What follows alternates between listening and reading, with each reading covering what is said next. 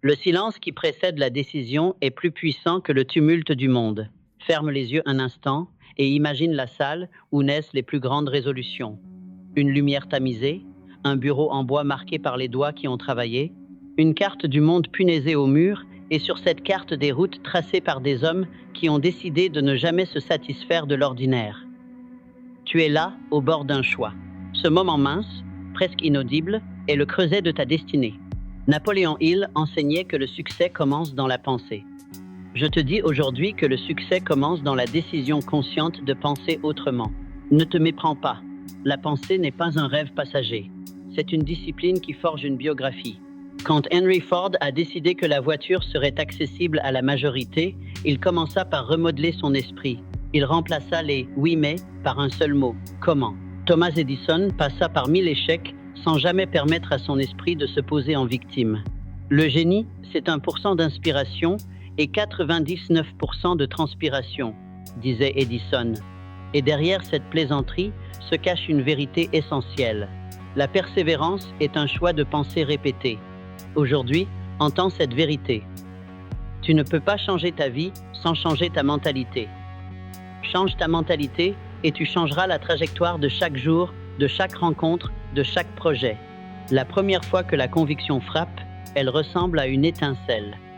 La conviction n'est pas l'enthousiasme passager ni l'affirmation creuse, c'est une force silencieuse qui ancre le comportement. Carnegie, recherchant toujours l'essence des hommes qui bâtissent des empires, savait que l'argent suit la valeur créée et que la valeur naît de convictions incassables. Vois ta conviction comme une racine. Quand elle descend profondément, les tempêtes du doute la frôlent sans la déraciner. Cultive la conviction en te parlant avec honnêteté. Pose-toi des questions qui piquent. Pourquoi est-ce important? Qu'est-ce qui me fait peur si je n'essaye pas? Et accepte les réponses. Elles te montreront où se trouve ta vraie motivation. Sans motivation, même les plans les plus brillants restent de simples diagrammes sur le papier. La clarté rejoint la conviction comme un frère qui explique le chemin. La clarté n'est pas une destination, c'est un instrument. Elle découpe l'obscur en objectifs précis.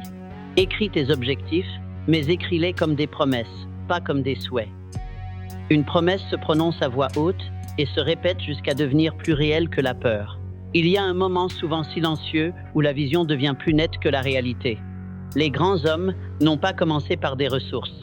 Ils ont commencé par une vision plus grande que ce que les yeux pouvaient voir.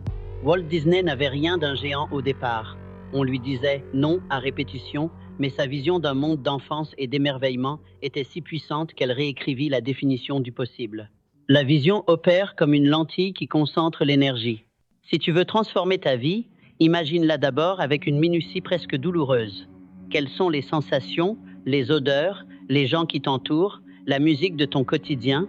Plus ta vision est sensorielle, plus elle attire ton énergie. La clarté associée à la vision devient objectif. Fixer un objectif, ce n'est pas cocher une case, c'est s'engager dans un combat noble contre la paresse et l'indécision. Un objectif bien formulé possède une date, une somme de courage à déployer et une liste d'étapes qui, une par une, t'obligent à grandir. La discipline est la forge de l'habitude. Sans discipline, la vision reste un mirage. Lincoln, confronté à l'opposition et aux nuages du doute, s'est levé chaque matin pour travailler son esprit, lire, améliorer son jugement. La discipline n'est pas punitive, elle est préservatrice. Elle te protège de l'auto-sabotage qui veut t'arracher à tes rêves. Rappelle-toi ceci, gagne la matinée, gagne la journée. Si tu veux dominer ta vie, commence par dominer l'aube. Instaure des rituels qui ne demandent pas à ton humeur de coopérer la volonté, est limité, l'habitude est illimitée. Fais de la lecture quotidienne ta nourriture, de l'exercice ta méditation active, de l'écriture ton inventaire de progrès. À la longue, l'effort répété devient évidence. Le courage cesse d'être une performance pour devenir ta manière d'être. Et l'action vraie, celle qui bouscule les probabilités, naît toujours d'une discipline quotidienne. L'action n'est pas un autre mot pour essayer. Elle est la synthèse d'intention, de plan et d'ardeur. Beaucoup attendent la condition idéale, le parfait timing, le financement, le marché, et finissent par être spectateurs de leur propre vie. Ford a dit « Que vous pensiez pouvoir ou ne pas pouvoir, vous avez raison. Cela veut dire que ton positionnement mental influence la quantité d'efforts que tu déploies et la qualité des décisions que tu prends. Agir, c'est accepter l'imperfection du moment et décider quand même. Chaque action crée une information.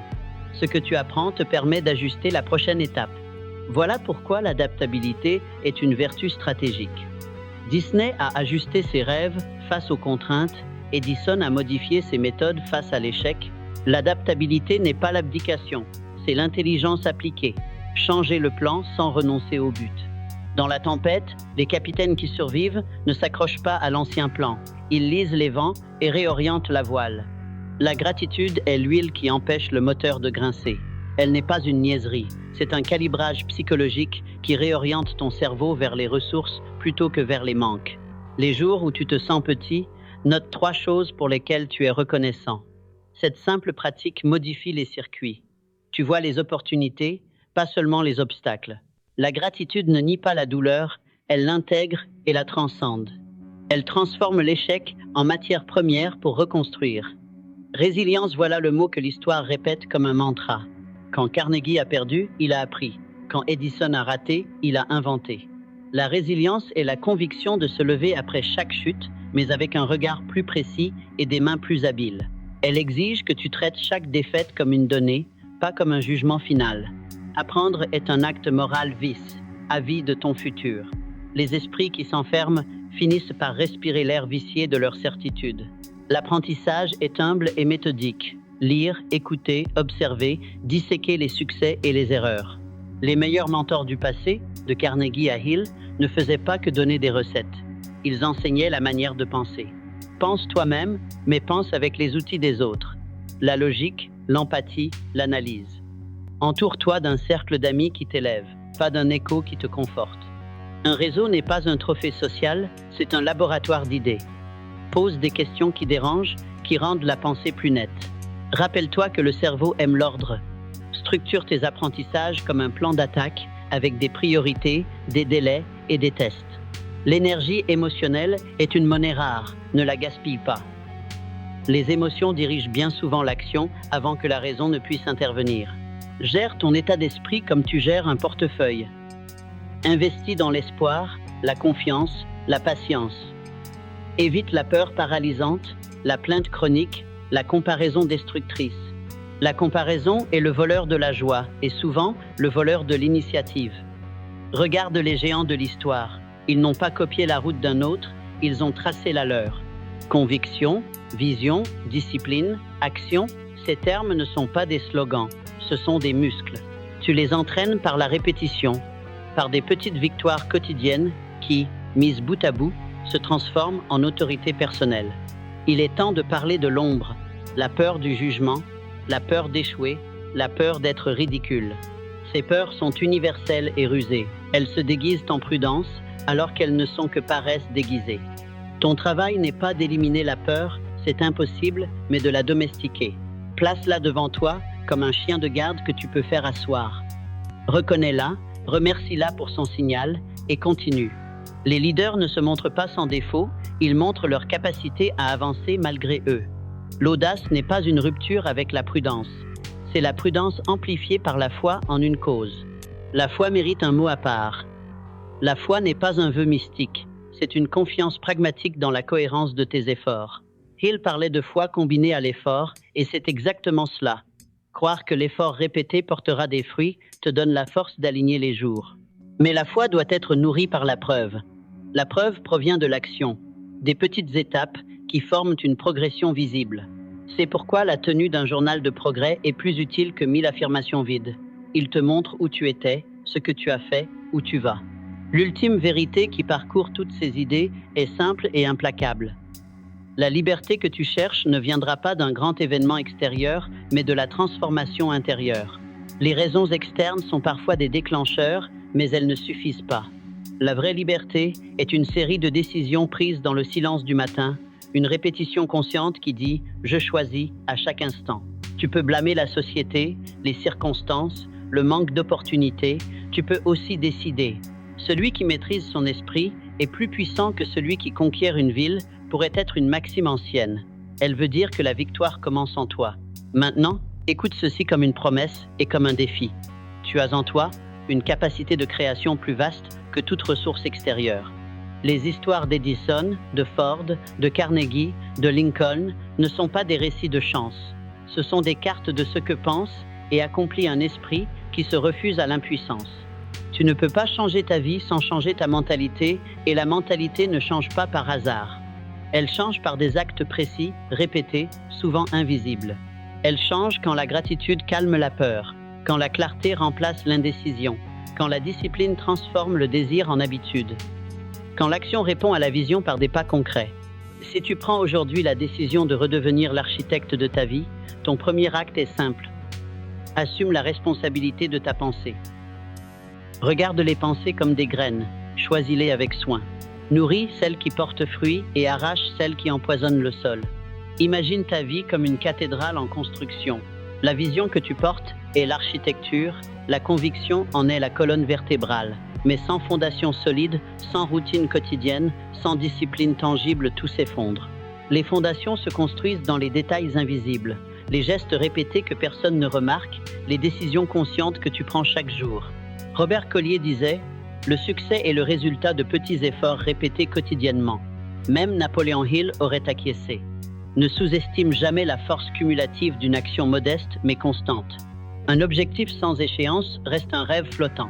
Transforme tes intentions en engagements précis. Date, étape mesurable, récompense pour le succès et pénalité douce pour le manquement. Le cerveau humain réagit aux règles claires. Les grands bâtisseurs du passé Carnegie, Ford, Disney n'avaient pas seulement des rêves, ils avaient des mesures et des indicateurs. Carnegie notait, observait, appliquait. Ford chronométrait, répétait et améliorait. Pour maîtriser ton destin, deviens l'ingénieur de ton temps, l'architecte de ton calendrier. Chaque soir, consigne tes actions, tes réussites, tes erreurs. L'honnêteté envers toi-même est un levier invisible mais puissant.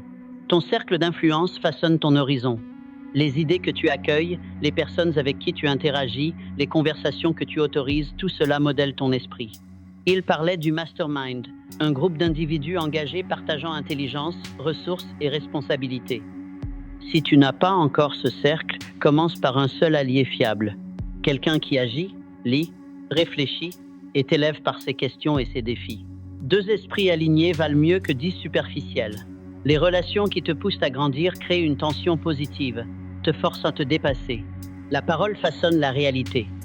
Les affirmations vides sont des graines semées sur du béton. Elles ne germent pas.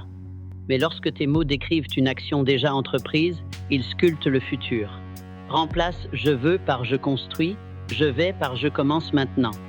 Ford n'a pas attendu d'être parfait pour agir. Il a lancé, appris, corrigé, répété. Construis ton image de toi-même sur des preuves concrètes. Tes réalisations, tes engagements tenus, tes progrès visibles. Crée un journal de victoires petites ou grandes et revis-les les jours de doute. Elles deviennent ton armure contre l'incertitude. L'argent est un indicateur de valeur, pas une finalité morale. Hill insistait, la richesse suit la valeur. Carnegie a bâti des empires en créant de la valeur pour les autres. Edison en innovant, Ford en démocratisant. Concentre-toi sur ce que tu apportes. Développe un produit, un service ou une compétence qui génère un impact. Ensuite, monétise avec justesse, fixe un prix qui reflète l'effort, la compétence et la valeur créée. Offrir de la valeur avant de réclamer la récompense attire l'abondance comme un aimant. La prise de risque intelligente distingue les audacieux des imprudents. Les leaders calculent, mesurent, limitent les pertes et expérimentent. Edison prenait des risques informés. Il testait, ajustait, persistait. Évalue toujours ce que tu peux supporter comme perte maximale avant de te lancer. Si l'incertitude te paralyse, redécoupe le projet. Expérimente par étapes, valide, corrige. L'expérimentation rapide réduit l'inconnu et accélère la maîtrise. La discipline émotionnelle est la clé de l'efficacité. Gérer impatience, colère, frustration ou envie demande un entraînement constant. Quand tu maîtrises ton corps et tes émotions, tu maîtrises tes décisions. Le leadership débute par la maîtrise de soi. Churchill, face aux pires crises, a su canaliser ses émotions pour prendre les meilleures décisions. Cela ne consiste pas à supprimer les émotions, mais à les diriger. Respire, fais une pause avant de réagir, Marche pour clarifier ton esprit. Ces micro-pratiques façonnent un esprit inébranlable. La persistance intelligente fait la différence entre l'échec et la réussite. Aucun plan n'est parfait. Les meilleurs plans s'adaptent et s'améliorent. Hill parlait de persister dans le but tout en ajustant. La puissance de l'apprentissage ne se limite pas à accumuler de l'information. Elle réside dans la transformation de cette information en action éclairée. Chaque livre, chaque conseil, chaque expérience que tu absorbes devient un outil pour affiner ta perception du possible. Hill répétait, « Ce que l'esprit de l'homme peut concevoir et croire, il peut l'accomplir. » Mais la croyance seule ne suffit pas. Elle doit s'ancrer dans la pratique. Observe les géants du passé. Lincoln, confronté à des défaites politiques et personnelles, n'a jamais cessé d'apprendre. Il a scruté l'histoire, disséqué les discours, analysé les stratégies adverses. Son apprentissage était actif. Chaque observation transformée en décision. La patience est une alliée silencieuse mais redoutable. Les résultats spectaculaires que tu admires chez les leaders et entrepreneurs n'apparaissent pas du jour au lendemain. Ils sont le fruit de milliers d'heures invisibles, de répétitions, d'essais et d'erreurs. Edison, avant l'invention de l'ampoule, a réalisé des milliers d'expérimentations. Chaque échec n'était pas un obstacle, mais un message, une pièce du puzzle qui le rapprochait de la réussite. Comprends ceci, le succès n'est pas un saut, c'est une marche construite pierre par pierre. La précipitation tue la précision, l'impatience tue la persistance. La résilience émotionnelle transforme l'adversité en tremplin. Hill parlait d'un état d'esprit inébranlable, capable de faire face à la critique, au rejet et même à l'humiliation, sans abandonner sa vision. Carnegie, après avoir été rejeté par ses concurrents et même par ses pairs, n'a jamais cessé d'offrir de la valeur. Disney, chassé de ses premières entreprises et méprisé par les investisseurs, a continué à bâtir sa vision. L'adversité est un test, pas un verdict. Chaque revers contient une leçon que l'orgueil ne veut pas voir, mais que l'esprit discipliné accepte et transforme. Le leadership commence par la maîtrise de soi et s'étend à l'influence que tu exerces sur les autres. Hill soulignait l'importance de former un mastermind, mais la première personne à influencer doit être toi-même. Comprends tes émotions, tes motivations, tes limites. La discipline personnelle devient le modèle que les autres observent et respectent. Même Lincoln, dans ses moments de doute, savait que sa manière de réagir dictait la tonalité de sa nation. La grandeur ne réside pas dans la force brute, mais dans la constance et la clarté des choix effectués sous pression. Le courage n'est pas l'absence de peur, mais la capacité à agir malgré elle. Chaque décision importante comporte un élément d'inconnu. Chaque action significative confronte ton esprit à l'incertitude. Hill insistait. La peur est l'ennemi numéro 1 du succès. Observe les histoires d'Edison, Ford et Carnegie. Ils ont tous ressenti la peur, mais ils l'ont accueillie comme un indicateur de ce qui valait la peine d'être tenté. Le courage intelligent est stratégique. Il évalue le risque, mesure la récompense et choisit d'avancer. Il ne s'agit pas d'imprudence, mais d'alignement avec une vision plus grande que soi. L'innovation naît de la curiosité et de la discipline. Disney ne s'est pas contenté de reproduire ce qui existait. Il a osé imaginer un monde que personne n'avait encore vu. Edison n'a pas attendu qu'une technologie soit disponible, il l'a créée. Il enseignait que l'esprit doit être actif, qu'il doit chercher des solutions là où les autres voient des problèmes insolubles. La créativité ne surgit pas du vide. Elle est le produit d'un esprit attentif, rigoureux et engagé dans l'observation constante de son environnement. Cherche à comprendre, à expérimenter, à corriger et à répéter. L'intégrité est la colonne vertébrale de toute réussite durable. Sans honnêteté envers soi-même et envers les autres, les fondations de ton succès restent fragiles. Carnegie construisait des relations durables, non seulement pour des gains immédiats, mais pour créer un réseau fondé sur la confiance. Hill insistait, la réputation est le fondement de toute richesse. Chaque interaction, chaque mot, chaque promesse tenue ou rompue contribue à l'édifice de ta crédibilité. Une réputation solide attire des opportunités et des alliés, alors qu'un manque de cohérence repousse même les meilleures idées. L'adaptabilité est une compétence clé. La vie ne suit jamais un plan parfait, et les circonstances changent plus vite que la volonté humaine ne peut réagir si elle n'est pas préparée. Disney, Edison, Ford, chacun a dû ajuster sa stratégie à des réalités imprévues. Hill parlait de l'intelligence flexible, celle qui analyse les résultats, détecte les signaux faibles et change d'approche sans jamais perdre de vue la vision initiale. L'adaptabilité n'est pas une compromission, c'est une forme supérieure de contrôle, une capacité à rester maître de son destin. Chaque action que tu poses aujourd'hui est une brique dans l'édifice de ton avenir. Hill disait, ne cherchez pas à éviter la tempête, apprenez à naviguer dans le vent, les tempêtes viendront, c'est certain. Le marché changera, les relations évolueront, les plans devront être ajustés. Mais ce qui distingue ceux qui réussissent de ceux qui abandonnent, c'est la constance face à l'inévitable. La constance n'est pas une rigidité aveugle, c'est une fidélité à la vision, à la valeur et à la discipline intérieure. Le pouvoir de la réflexion stratégique est sous-estimé. Prends un moment chaque soir pour revisiter tes décisions, tes succès, tes erreurs. Hill insistait sur l'importance de l'analyse quotidienne. Ce n'est pas de l'autocritique, c'est une pratique de maîtrise. Edison, après chaque expérience, notait précisément les résultats et ajustait ses méthodes. Tes décisions deviennent plus justes, plus éclairées, plus efficaces quand elles sont le fruit d'une réflexion disciplinée et régulière. Cette discipline mentale forge un avantage compétitif invisible mais implacable. L'art de la communication transforme tes idées en influence. Avoir une vision et la conviction qui l'accompagne ne suffit pas si personne ne peut la comprendre ou la recevoir. Carnegie, maître de l'influence, savait que le succès passe autant par le savoir-faire que par le savoir-dire. Hill enseignait que le langage n'est pas seulement un outil de transmission, mais de création. Les mots choisis, les histoires racontées, les exemples partagés sculptent la perception des autres. Pour inspirer, tu dois d'abord comprendre, écouter et ensuite guider avec clarté et authenticité. Le temps est un capital irréversible. Chaque seconde perdue ne peut jamais être rachetée. Ford mesurait chaque étape de production, non pas par obsession, mais par respect du temps et de la valeur. Hill parlait de la gestion minutieuse du temps comme de la discipline suprême. L'énergie investie dans des activités inutiles est une dette invisible qui s'accumule. Planifie, priorise, élimine le superflu et protège les moments qui font croître ton esprit et tes actions. La discipline temporelle est la clé qui transforme les intentions en résultats.